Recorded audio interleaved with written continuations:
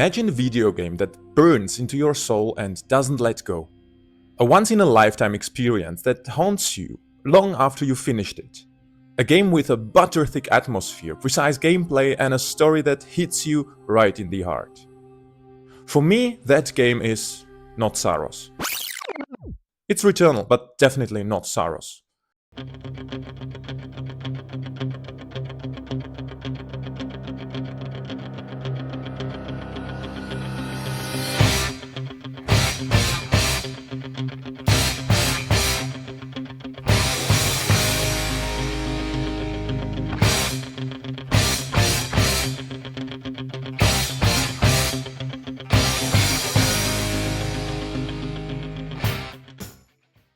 I've just finished Saros, the spiritual successor to Returnal, one of my favorite games of all time. And I have thoughts and oh my god, I have opinions. Returnal blew me away, despite being a roguelike or roguelite, a genre I usually avoid like the devil avoids holy water. It just clicked with me in every possible way. And although I spent hours sweating and swearing in my TV while playing it, I completely fell in love with it. Saros didn't click the same way. It's not a bad game by any means, but there's just too much stuff in it that's simply worse than what its 5 years older sibling managed to accomplish. Is Saros a terrible game? No. Is it a once-in-a-lifetime banger like Returnal? Also no. So let's immediately jump into why.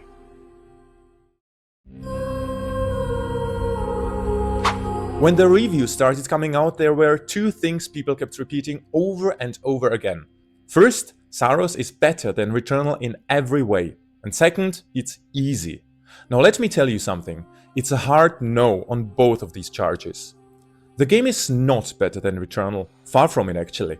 And it's not easier either. In fact, for me, Saros was a much harder experience than Returnal ever came close to being, and here's why. Apparently, the game is inspired by an old cosmic horror book, The King in Yellow. I haven't read the book, so I can't say whether that inspiration actually carries over into the story. However, what definitely inspired Saros developers was the word yellow in the title. Every fucking thing in this game is yellow, or red. The sky is yellow, the ground is yellow and sometimes red, the enemies are yellow, and the majority of the millions of projectiles flying your way are, you guessed it, yellow and sometimes red. Sometimes it looks less like a video game and more like a minion took a pee-pee all over your screen. What? Don't get me wrong, I sucked at Returnal, and my attention was constantly stretched to its absolute limit in that game because of how much stuff was happening all at once. But a lot of the enemies were visually distinct from the background, whether through color, lighting, or glow effects, which made them easier to spot. And that's not just bias talking. I know this because I finished Returnal only a few weeks ago to prepare for Saros. In Saros, the enemies were straight up playing chameleon with me, and I genuinely had a hard time physically seeing them against the background. The good thing is that you don't actually have to aim precisely at them. The game uses a kind of auto-targeting system, and aiming in the general direction of your foes is usually enough. Unless you pick up a gun that has this perk specifically disabled. But despite all that, the blend of colors on the screen sometimes literally managed to give me a headache. Now, the overall gameplay, the controls, the general feel of the action somehow felt clunkier than Returnal 2, at least to me. Everything in Returnal felt smoother, the movement, the shooting, the responsiveness. While playing Saros, I kept telling myself, just wait, it will click eventually. But it never really did. Arjun, Saros' protagonist, has this annoying habit of gliding a little bit after you release the left stick, which to me felt like I had no full control over the character. Pair that with environments full of cliffs, platforms, and the constant threat of falling into the abyss, and you get some genuinely frustrating moments. And the new shield mechanic didn't exactly help ease the frustration either. In this game, dodging isn't your only option. Arjun has a bubble shield that can absorb certain type of projectile, and absorbing those projectiles is basically the only way to charge your ultimate attack. So you constantly have to pay attention to enemy patterns to know when to dash and when to shield. Fair enough, so far so good. But there's the problem. The shield doesn't come out immediately when you press the button. There's this tiny wind-up delay, and again, that slightly takes away the feeling of control. I've read people claiming that the shield actually deploys instantly and it's just the animation throwing players off, but honestly, even if that's the case, the feeling is just not fluid enough. Whatever the case may be, while the shield is active you cannot shoot your weapon, and flow of combat completely stalls because Arjun is just awkwardly walking around absorbing projectiles for a few seconds. It feels like stuttering, like when you finally find your flow while talking and then suddenly your brain goes And it's gone. then the words come back and then they're gone again. The shield, in my opinion, was a huge step back from Returnal's smooth dash-based gameplay. Housemarque calls the combat system in Saros bullet ballet. Well, to me it felt more like volunteer theater after a few rounds of beer. Julian. Now, I'm planning to start the game again from the beginning, now that I understand the systems better, and maybe I'll enjoy the mechanics more the second time around. But for now it's Returnal 1, Saros 0. And speaking of flow, Saros lacks gameplay flow in my opinion. In Returnal, when you had a good run, you had a good run. You surfed from biome to biome, constantly growing stronger, more power, more integrity, better artifacts, better weapons. And oh my god, finding the astronaut figurine felt like Christmas and your birthday combined. Sure, there was a story checkpoint in the middle of the game that resets Celine's gear, but overall you still felt like you were flowing from the beginning all the way to the end, like when a surfer catches a wave. Now in Saros, after every biome, you get thrown back to your base, the passage, because the game needs to tell you the next piece of the story, which honestly isn't even that good, but more on that later. And every single return means a hard reset of your character. Every single time. Sure, you can upgrade your permanent skill tree at your home base using Lucenite, the currency you collect during runs, but those upgrades feel genuinely meaningless compared to the temporary upgrades you get during an actual run. And before you even start feeling powerful, the game throws you back again. This is something I genuinely don't understand because there is such an easy fix sitting right there. Just let the players keep their progress when they get sent back to the base by story progression. That shouldn't count as the end of the run, that shouldn't be punished by stripping away all your progress like an actual death would. This honestly feels like such a blatant oversight that it should get patched out eventually, just like the lack of a save and quit option in the original release of Returnal. Because right now you basically have two choices. Either you jump straight into the current biome after each story sequence, in which case Arjun is severely underpowered for whatever nightmare is waiting for him next, and trust me, the threats get absolutely insane. Or you restart from the very beginning after every story scene just to compensate for all the stolen progress, in which case, congratulations, prepare to lose several extra hours of your life. And speaking of replaying runs, yet another huge downgrade from Returnal comes into play, the procedural generation. If you're like me, an unskilled gamer enjoying 1 or 2 hours with his PlayStation here and there, you will die a lot. Which means you'll see the same environments over and over again. Returnal solved this problem beautifully by offering genuinely impressive variations of each biome in every run. Rooms were rearranged differently. Some disappeared entirely, others appeared unexpectedly, and even after dozens of runs, I was still discovering new things. Saros technically has procedural generation too, but it tones it down hard. The environments change slightly between runs, but really only very slightly. It honestly felt like there were maybe 2 or 3 barely different versions of each biome, and that got repetitive very quickly. The main path stays largely the same, just the backdrop comes in a few slightly different versions. Now I understand this probably caters better to Saros' more linear and traditional storytelling style compared to Returnal's complete mindfuckery, and if you don't die that often, you probably won't even notice it nearly as much. But for me it got tiring really fast, and it never improved as the game went on. On top of that, the levels always follow the exact same structure. You move down a mostly linear path until you hit a lockdown room, or 2, with a mini-boss, or 2, or 12. After that, you reach your objective and either continue to the main boss, or move into another stretch following the exact same pattern again. Except now it's the harder Eclipse version, where enemies are more aggressive and the millions of projectiles become even more dangerous. This isn't to say Returnal was some stunning open world experience, but in that game, you genuinely never knew what to expect from a run. Sometimes you'd walk into a lockdown room with 2 mini-bosses immediately, other times you wouldn't see any at all. A well-placed parasite could change the entire course of a run. that unpredictability kept the game fresh, and it's exactly what Saros is missing: freshness.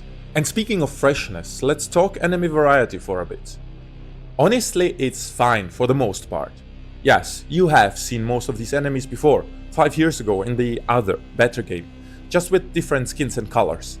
And yes, there is some boss and elite enemy recycling, but it hardly managed to annoy me given the constant stress the game is throwing you into, until you reach the final biome. In the game's final level, all hell breaks loose, and out of the 130 enemies you dispatch throughout the level, yes, that's the number my counter clocked after the biome, about 100 of them are the multi-armed Buddhist goddesses. It feels like Housemarque created a beautiful final level, which, to be fair, it is a beautiful creative level, and then ran out of time and just plastered that one chick everywhere. I was like, what are we doing here? Honestly, it's hard to believe Saros is the newer game, because Returnal just feels so much more refined in almost every way. If you showed me both games side by side, I'd probably assume Returnal was the sequel, in every category except graphics, which, to be fair, are beautiful in Saros. Except for the upgrade boxes, because what the fuck is that? An airport wet floor sign? Seriously, who came up with that design, and how did the entire team collectively go, yeah, looks good to us, nothing weird here. Okay, let's talk the game's general difficulty, and here comes a confession. Saros managed to expose me as an utter, complete idiot. See, the enemies felt spongy as hell. The alpha elite bastards ate bullets for breakfast and then asked for seconds. And don't even get me started on the bosses, because before I finally killed some of them, Arjun was basically dying of old age. Now, Saros has this system called Carcossion modifiers, where you can customize the difficulty by trading advantages for disadvantages. I knew that. What I somehow completely missed for almost the entirety of the game were the tiny points that let you adjust the strength of those modifiers.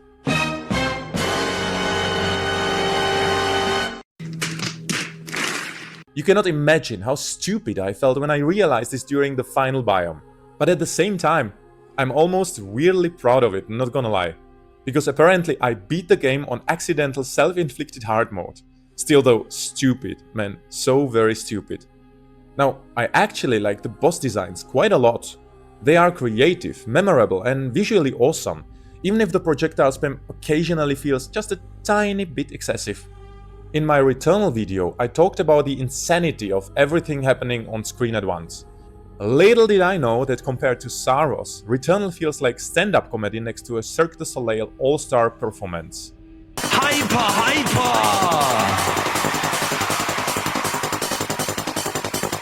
I also genuinely enjoyed the fact that the game is not packed to the brim with dozens of weapon types, but instead offers a few focused variants. And I quickly found my favorite. It's the smart rifle. Of course it's the smart rifle. That said, dear Electropylon driver, you have been missed. But here's the thing. Returnal made me swear. It made me scream at my TV. But it also constantly made me want to jump right back in and prove to the game that I could beat it. Saros simply lacks that one more run before bed energy. When I died in Returnal, I wanted revenge.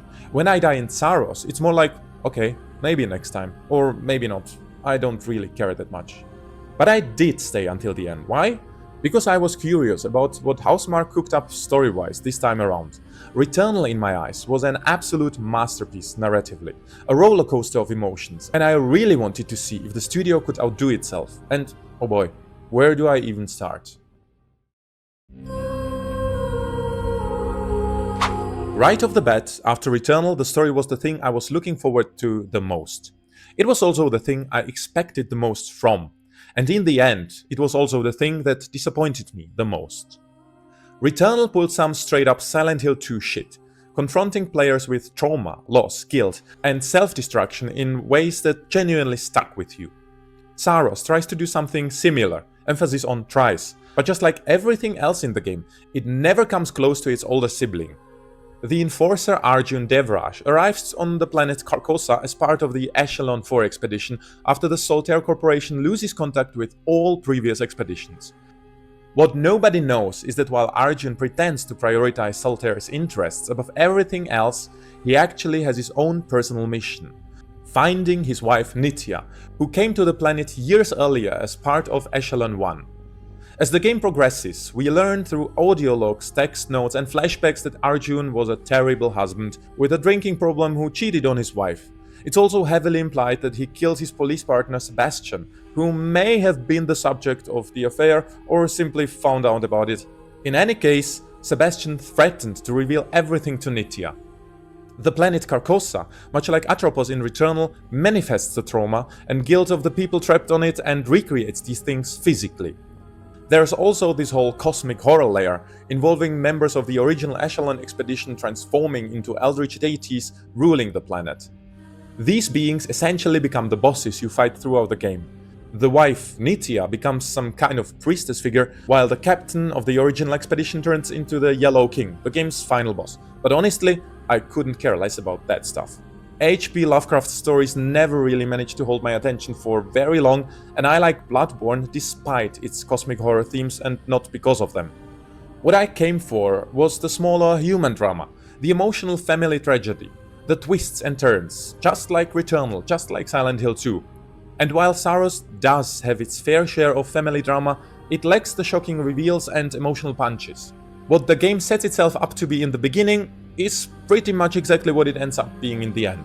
You see, Returnal's Celine is an astronaut scientist who got stranded on a distant planet in the beginning, and an overambitious career woman who killed her kid in the end.